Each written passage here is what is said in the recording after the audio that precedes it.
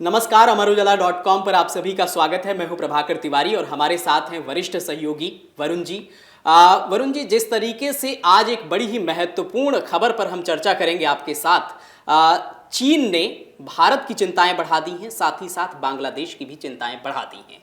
कहा जा रहा है कि चीन एक बहुत ही बड़े संयंत्र पर काम कर रहा है। चीन जो है ब्रह्मपुत्र नदी पर एक बांध बना रहा है जिससे बिजली उत्पन्न करेगा, और वो ऐसा बांध होगा कि दुनिया का सबसे बड़ा बांध होगा। जो अब तक बिजली जहां से उत्पन्न हो रही जो बांध है, उससे 3 गुना ज़्यादा बिजली उस बांध से चीन उत्पन्न करेगा। इससे भारत की भी टेंशन बढ़ गई है क्योंकि ये ब्रह्मपुत्र नदी पर बांध बन रहा है और जो इलाका रहेगा वो अरुणाचल प्रदेश की सीमा रहेगी, वहाँ पर बांध बनेगा। तो भारत की चिंताएं कितनी ज़्यादा इससे बढ़ गई हैं। देखिए, ये एक बहुत ही महत्वपूर्ण खबर है। बहुत एक ऐसी खबर है जिसको हर भारतीय को जानना चाहिए। बिल्कुल। और यही कारण है कि आज इस पर हमने सोचा कि हम अपने दर्शकों को इससे जुड़े तमाम फैक्ट बताएं, इससे जुड़ी हर जानकारी दें।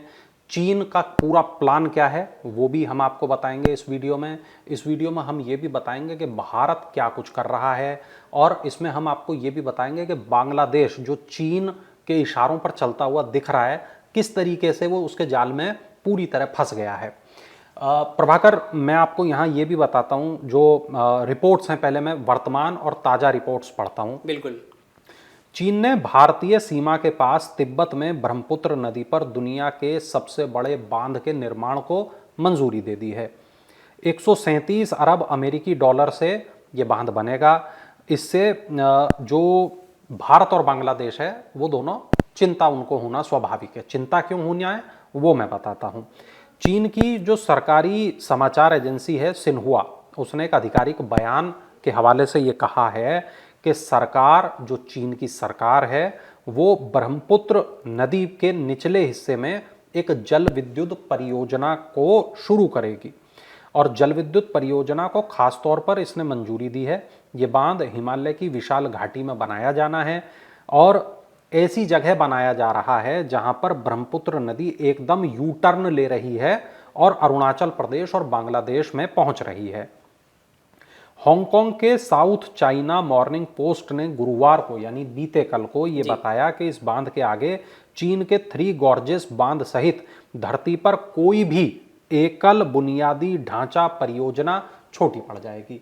यानी ये दुनिया की सबसे बड़ा बांध होगा और दुनिया में ऐसी दूसरी कोई भी चीज जो मानव द्वारा निर्मित हो वो इतनी बड़ी नहीं होगी जितना बड़ा ये बनने वाला है। और 3 गॉर्जेस डैम चीन के हुबेई प्रांत में यांगजी नदी पर बना है और दुनिया की सबसे बड़ी जल विद्युत परियोजना है। और ब्रह्मपुत्र पर अब जो नया जल विद्युत परियोजना जिसकी बात की जा रही है, उसकी बिजली उत्पादन क्षमता इस पुराने 3 गॉर्जेस वाले जो बांध है इससे 3 गुना होगी जी। तो यानी आप समझ लीजिए ये कितना बड़ा है। दूसरा, अब बात करते हैं चिंताओं की। तो चिंता क्या है? भारत भी अरुणाचल प्रदेश में ब्रह्मपुत्र पर बांध बना रहा है। अरुणाचल एक ऐसा इलाका है जहां पर भारत लगातार इन दिनों विकास पर जोर दे रहा है। अरुणाचल एक ऐसा इलाका है जिसको लेकर चीन बेबुनियाद और झूठे दावे अक्सर करता रहता है। अरुणाचल एक ऐसा इलाका है जहां पर अब भारत ब्रह्मपुत्र नदी पर बांध बनाकर उस पूरे इलाके में पन बिजली जो परियोजना है उसको शुरू करना चाहता है और वहां के लोगों को बिजली मिले, इस बात को सुनिश्चित करना चाहता है, 24 घंटे बिजली मिले। अब चीन की परियोजना को लेकर विशेषज्ञों ने यह चिंता जताई है कि इससे जो चीन है वो जल के प्रवाह को नियंत्रित कर लेगा। चीन अगर पहले ही पानी को रोक लेगा तो यहां पानी कम हो जाएगा और जब यहां पानी कम हो जाएगा तो जो पन बिजली परियोजना भारत बनाना चाहता है उस पर यकीन क्वेश्चन मार्क तो लगेंगे। यह भी आशंका है कि अगर तनाव बढ़ता है तो चीन वहां से जो पानी रोका हुआ है उसको छोड़ भी सकता है और यदि चीन अचानक पानी छोड़ देगा तो ऐसी स्थिति में ये जो पूरा इलाका है ये जलमग्न हो जाएगा। अब यहाँ मैं आपको एक किस्से का जिक्र करना चाहता हूँ। किस्सा 1943 का है और ब्रिटिश रॉयल एयरफोर्स ने एक ऑपरेशन चलाया था 1943 में। बिल्कुल। और इसको कहा जाता है ऑपरेशन चेस्टिस। इन लोगों ने क्या काम किया, जब ब्रिटिश रॉयल एयरफोर्स थी, इसने जर्मनी के 3 बांध इनको निशाना बनाया और तीनों बांध को तोड़ दिया गया। और जब ये तीनों बांध को ब्रिटेन की एयरफोर्स ने तोड़ दिया तो जर्मनी में क्या हुआ, जर्मनी में पानी का सैलाब आ गया और पानी के सैलाब में 1600 लोगों की मौत हो गई। बाढ़ के हालात बने, अचानक पूरे इलाकों में पानी भर गया, 1600 लोग वहां पर बेमौत मारे गए। अब ये बात यहां बहुत ज़्यादा आप सोचिए गंभीर हो जाती है कि जब हम ये कह रहे हैं कि हजारों लाखों गैलन पानी, करोड़ों गैलन पानी वहां रोका गया है चीन के द्वारा। दुनिया की सबसे बड़ी पनबिजली परियोजना है, दुनिया में मानव निर्मित सबसे बड़ा ये बुनियादी ढांचा है और दुनिया के सबसे बड़े बांध से भी बड़ा बांध है।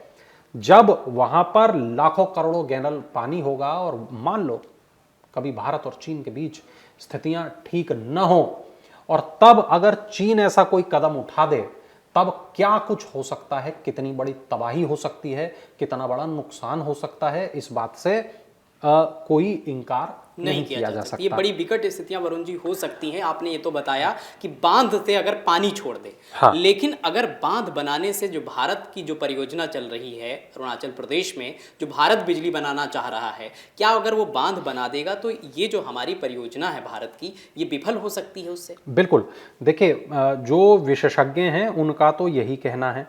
दूसरी बात ये कि चीन का इस पर क्या कहना है वो भी हमारे जो अमर उजाला अखबार है उसमें बहुत छपा है। चीन के रक्षा मंत्रालय का ये कहना है कि पूर्वी लद्दाख में गतिरोध खत्म करने के लिए भारत के साथ हुए समझौते को दोनों देशों की सेनाएं व्यापक और प्रभावी ढंग से लागू कर रही हैं। इसमें निरंतर प्रगति हो रही है।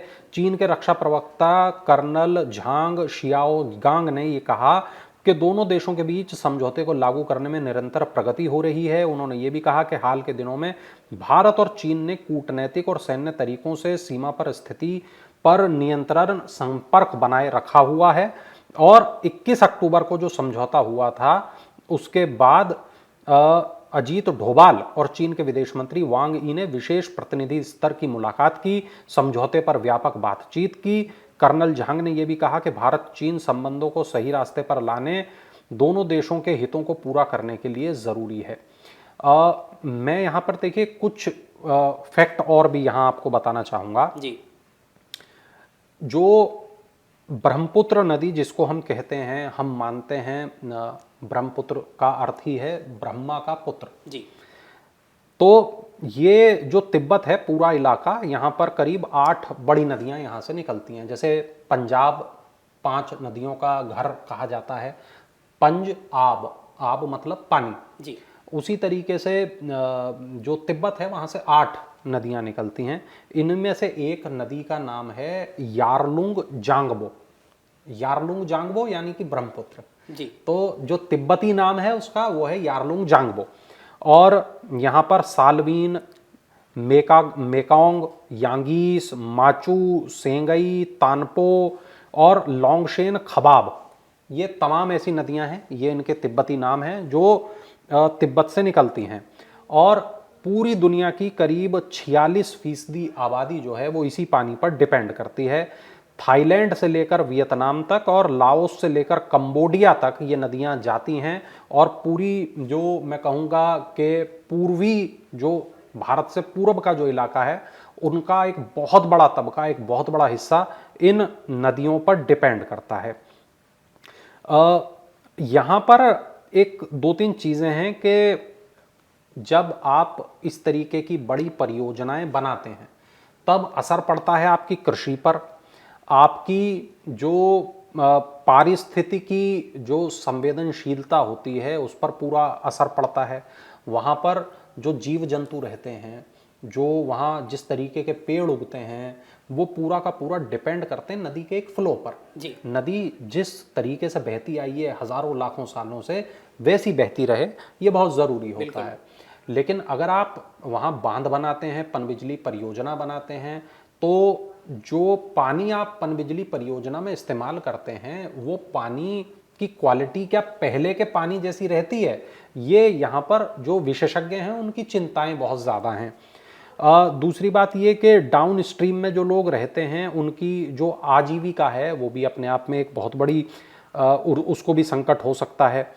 अब इस बात को आप समझिए कि ब्रह्मपुत्र नदी के बेसिन में तमाम लोग रहते हैं। ब्रह्मपुत्र नदी का बेसिन दुनिया का सबसे मैं कहूँ कि बड़ा बेसिन में से एक है। बेसिन वो हिस्सा होता है जहां पर जाके नदी खत्म होती है जी। जब नदी हजारों लाखों धाराओं में, छोटी धाराओं में बट जाती है और वो समंदर में मिलती है, उस पूरे इलाके को बेसिन कहा जाता है। वहाँ एक खास तरीके के पेड़ होते हैं जो उस जो मिट्टी है वो न कटे उसको रोकने के लिए वो काम करते हैं। वो खास तरीके के पेड़ होते हैं जी। तो वो पेड़ उनको नुकसान पहुंच सकता है। वहाँ जो लोग रहते हैं उनकी आजीविका पर संकट आ सकता है। मछलियाँ वहीं रुक जाएंगी आपके बड़े बांध में। तो हमारे यहाँ जो लोग मछलियाँ खा के जिंदा हैं, मछलियों को बेच के जिंदा हैं, हाँ जी। तो वो कैसे करेंगे? तो वो भी एक चिंता की विषय है। अच्छा, दूसरी बात ये कि आप ये देखिए कि जब एक बड़ा बांध बनता है, एक बड़ी नदी होती है, तो एक बहुत बड़ा तबका हमेशा इस खौफ में, एक डर में जीता है कि अगर कभी यहां पर कुछ नुकसान हो गया तो क्या होगा। मान लीजिए कि चाइना जानबूझ के ऐसा ना करे, लेकिन अगर प्राकृतिक आपदा आ गई, अगर बांध टूट गया, अगर वहां पर लिमिट से ज्यादा पानी भर गया और तब वो बांध टूट गया, तब कैसे हम अपनी जो लाखों करोड़ों की आबादी है उसको बचाएंगे? तो ये बहुत बड़ी चिंता है। और दोनों मैं कहूँगा कि जो दोनों देश हैं वो दोनों देश एक जल संधि को लेकर मुझे उम्मीद है काम कर भी रहे होंगे। ब्रह्मपुत्र नदी की जो जल संधि है उसको लेकर तमाम जो चीज़ें हैं वो भी चल रही होंगी, क्योंकि पर्दे के पीछे क्या चल रहा होता है वो बहुत सारा हमें नहीं भी पता होता। भारत सरकार इसको लेकर क्या कुछ कर रही है वो बहुत सी चीज़ें हमें नहीं पता होती। लेकिन हाँ, मैं ये मानता हूं कि भारत सरकार यकीनन कुछ ना कुछ इस मामले पर कर रही होगी। इस मामले को लेकर कुछ जो एक्सपर्ट हैं उनका ये भी कहना है कि देखिए, ये जो पूरा इलाका होता है ये बहुत खास परिस्थिति वाला इलाका है, क्योंकि ये हिमालय की परिस्थिति वाला इलाका है। और जब हम देखते हैं हिमालय का निर्माण कैसे हुआ था, जब हम ये देखते हैं कि वहाँ पर अभी के क्या हालात हैं, जब हम ये देखते हैं कि वहाँ पर किस तरीके की व्यवस्थाएं हैं, तब हम ये मान के चलते हैं कि अगर यहाँ कभी कुछ होता है तो वाटर बम जैसी स्थिति हो सकती है। भारत के लिए खराब हो सकती है, बांग्लादेश के लिए भी खराब हो सकती है। बांग्लादेश के चूंकि मैंने बताया कि ये एक ऐसे एंगल पे बांध बनाया जा रहा है जो बांग्लादेश के लिए भी उतना ही महत्वपूर्ण है जितना महत्वपूर्ण भारत के लिए है। तो अगर कभी ऐसा कुछ होता है तो भारत के लिए जितना खतरा है उतना खतरा बांग्लादेश के लिए भी है। तो और बांग्लादेश ने लगातार जिस तरह चीन को प्रेशर दिया है, जिस तरह उसे बढ़ावा दिया है जी, अब मैं कहूंगा कि बांग्लादेश अब उसके जाल में पूरी तरह फंसता हुआ यहां पर मुझे दिखाई दे रहा है। बांध बनेगा तो भारत के लिए भी खतरा है और बांग्लादेश के लिए भी खतरा है। तो वरुण जी, आपने कई महत्वपूर्ण जानकारियां इस संयंत्र के बारे में दी, जिस तरीके से चीन काम करने जा रहा है, ब्रह्मपुत्र नदी पर बांध बनाने जा रहा है। लेकिन भारत को भी खतरा है, बांग्लादेश को भी खतरा है, और कितना जल रोकेगा चीन इस परियोजना के तहत और कितना जल हमको मिल पाएगा, इस पर भी जरा बताइए आप। देखिए, ये बहुत अभी आंकड़े हमारे सामने नहीं आ पाए हैं कि कितना जल रोकेगा, लेकिन जो रिपोर्ट्स हैं, रिपोर्ट्स ये बताती हैं कि जो 8 नदियां जिनके बारे में मैंने बताया, इन 8 नदियों पर चीन ने पिछले 2 दशकों में, यानी करीब पिछले 20 सालों में 20 से ज़्यादा बांध बना दिए हैं। उनमें से कुछ बांध ऐसे हैं जिनको मेगा बांध, यानी मतलब लिमिट से बड़ा, बहुत बड़ा बांध कहा जा सकता है। चीन की जो 13वीं पंचवर्षीय योजना चल रही है, तिब्बत से निकलने वाली नदियों पर चीन और ज़्यादा पन बिजली परियोजनाओं का निर्माण करेगा। ये उसमें लिखा हुआ है, ये उसमें शामिल है। और चीन की मीडिया रिपोर्ट्स ये बताती हैं कि चीन इन नदियों पर अलग अलग आकार के 40 और बांध बनाएगा। यानी 20 बांध बना चुका है, 40 और बांध बनाने की उसकी योजना है। यानी कुल मिलाकर 60 बांध चीन इन 8 नदियों पर बनाने वाला है। और जब ये तमाम बांध के जरिए वो तमाम पूरे इलाके का पानी रोक लेगा, तो आप ये समझिए कि न केवल भारत, न केवल बांग्लादेश, चलिए भारत का तो एक छोटा हिस्सा प्रभावित होगा, भारत तो किसी अन्य तरीके से भी चीन से निपटने में सक्षम है, भारत तमाम उसकी अन्य तरीके से खबर ले सकता है, लेकिन कंबोडिया, थाईलैंड, ऐसे तमाम छोटे छोटे देश हैं जो चीन के ये जो पानी रोकने के बाद की स्थितियां होंगी इसमें साफ तौर पर फंस सकते हैं।